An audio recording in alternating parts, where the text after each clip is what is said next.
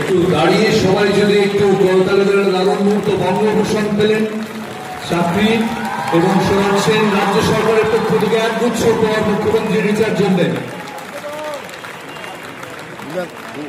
বঙ্গভূষণ সম্মানে সম্মানিত করলেন মাননীয় মুখ্যমন্ত্রী।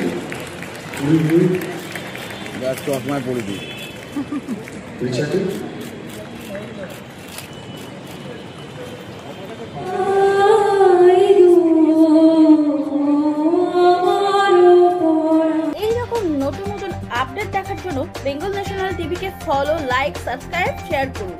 প্রিয় দর্শক বন্ধুরা, আমাদের চ্যানেলের পাশে থাকুন।